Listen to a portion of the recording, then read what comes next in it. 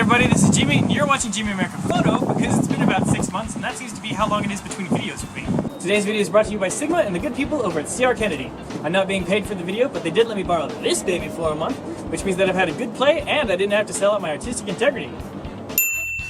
Today we're shooting with the Sigma 24-105 f4 OS HSM DG, which means it's the Sigma with a 24-105 zoom range. It's got a maximum aperture of f4. It's optical stabilized, which is amazing.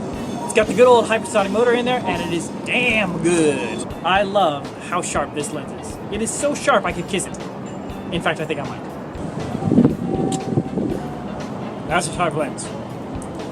About 7 months ago, I moved into the full-frame camera market when I got my hands on a 5D Mark II kit with a couple lenses. In that kit, there was a Canon 24-70 2.8, a Canon 24-105 f4, and the Canon 70-200 2.8. But I needed a camera that could do video for more than 5 minutes at a time, so I moved up to the Canon 5D Mark III. But to be able to afford the 5D Mark III, I actually had to sell one of my lenses.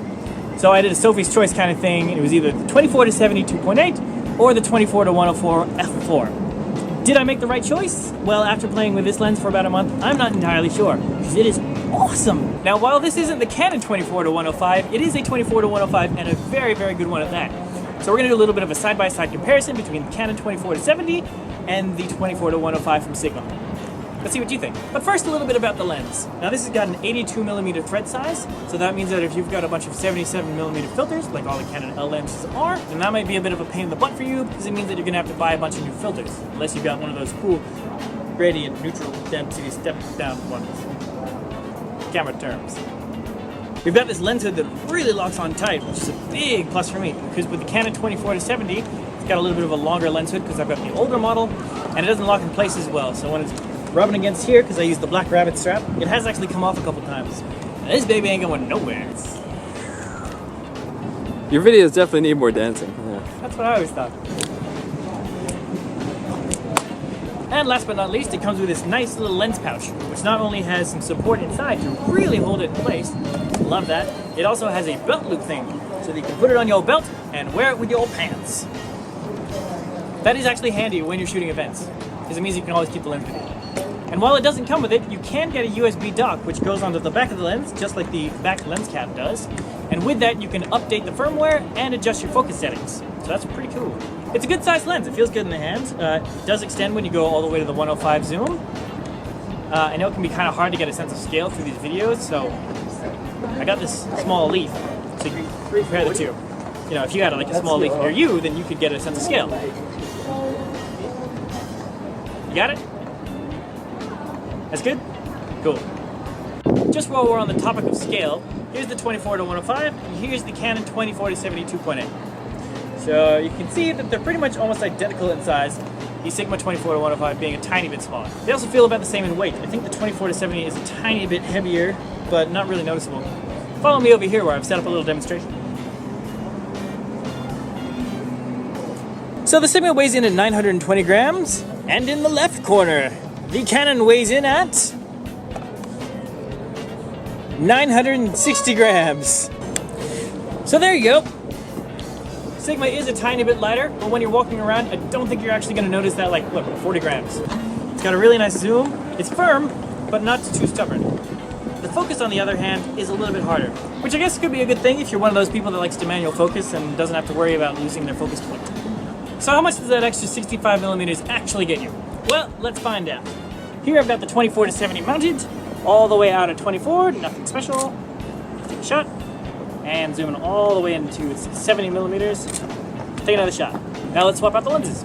Now the Sigma's turn. Zooming all the way into 105, and so the difference isn't all that dramatic, actually. I mean, there's a huge difference between 24-70, but from 70 to 105, it's almost double its zoom range. It doesn't actually seem like that much. It does give you a little bit more zoom, but not enough to be a creeper. You know who you are. Yeah. Out there with your 300mm lenses. For shame. Let's talk macro. We've got the 24-105 set up here, and I've got the minimum focusing distance. Pretty crazy. It's only this.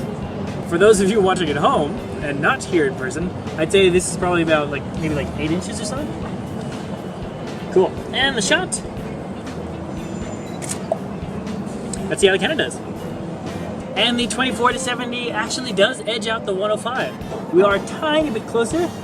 I guess I would say, what was the last one? 8 inches? This would be about 7.8 inches. It is a very small difference, but it is a difference. And the shot. So just checking these side by sides. Very interesting. Yeah, you can't really tell the difference. Because while this is a little bit closer, I can only zoom to 24 millimeters, so the 105 does give you the extra bit back. So they are very, very similar. Alright, so we've done minimum focusing distance and macro. Let's see which one actually focuses the fastest. I'd like to do which one focuses the fastest and is the quietest, but unfortunately it's not exactly a quiet location, so we may have to do that one indoors. Alright, starting off at infinity and going to macro. Let's do this. Since the 24-70 is already on the camera, and I am lazy, let's start with this one first. And go. Again, for all of you playing at home, this is real time. Pretty fast. To macro. To macro. To macro. I think I'm gonna have to back this up a little bit. Let's try this again. From infinity to macro. And again.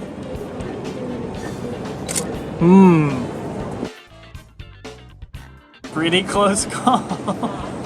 Okay, it's not even close. Definitely gotta give it to Canon this one. One of the things that really sold the 24-70 over the 24-105 for me was the 2.8 aperture. I like a really nice blurry, creamy background. I just think it looks beautiful, doesn't it? So for all you bokeh lovers out there, and I know there's a couple of you, set up a little test. Here we've got the Sigma lens all the way at 105. We're going to shoot this little leaf here. We're going to see what the background looks like.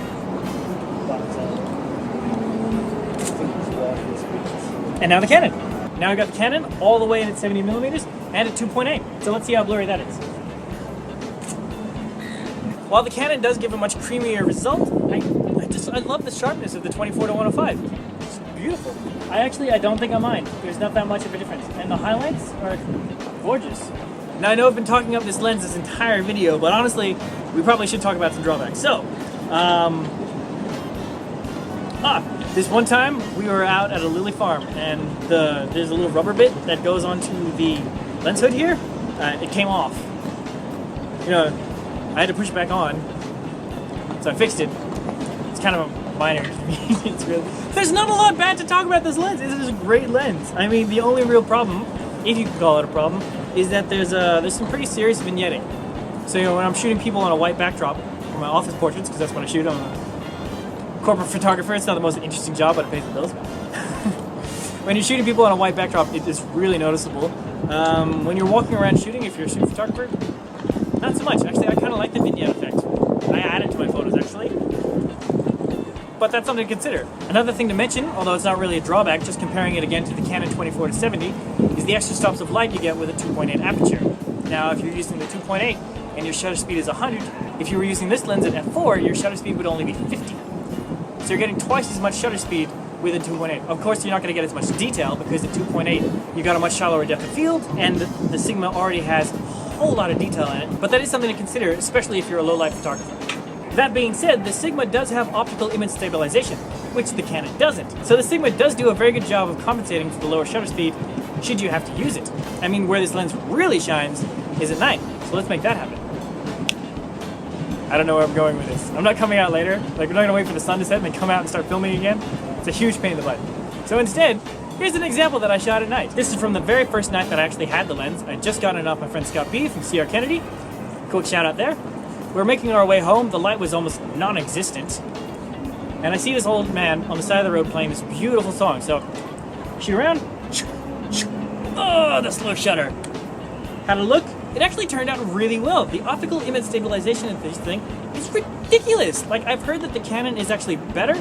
I've never tried it personally, but I find it really hard to believe that there could be anything better than this. And that was at a 1/5 of a second handheld. I mean, I have never taken a photo at a 1/5 of a second where that much detail has come out of it.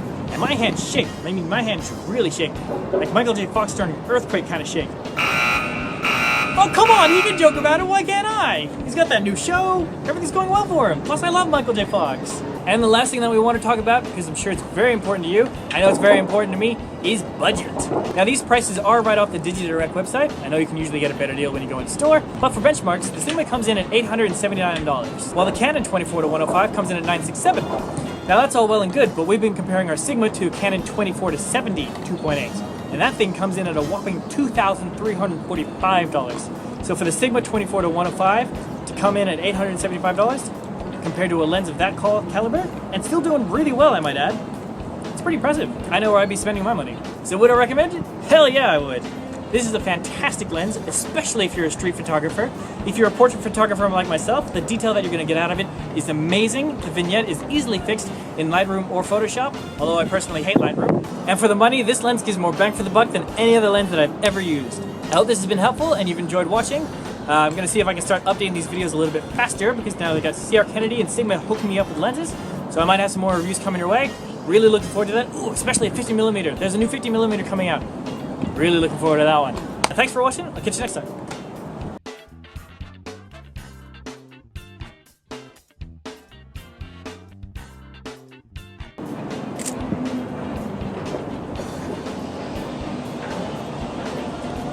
Absolutely love 24mm on a full frame.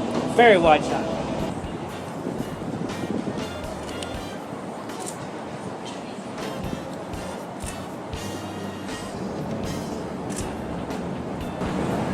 Love how sharp this thing is.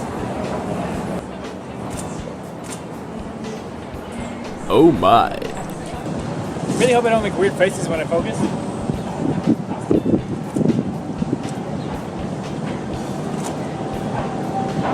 Nice, that's pretty. You're pretty bad. It's a shame there aren't any seagulls around that we can see if we can really test that autofocus. Come here, seagull! I owe you! Oh, hey, look! I was right! Come back, seagull! Unfortunately, I was in the wrong focusing mode. Pinpoint over everything focus. Oh, let's try it again.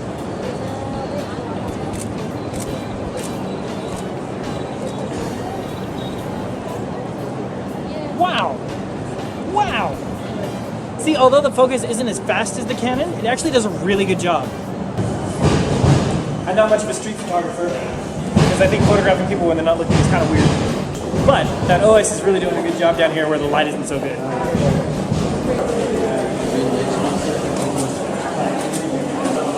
Eighth of a second and it still turns out well. Now jump in the river. Look good. Look good?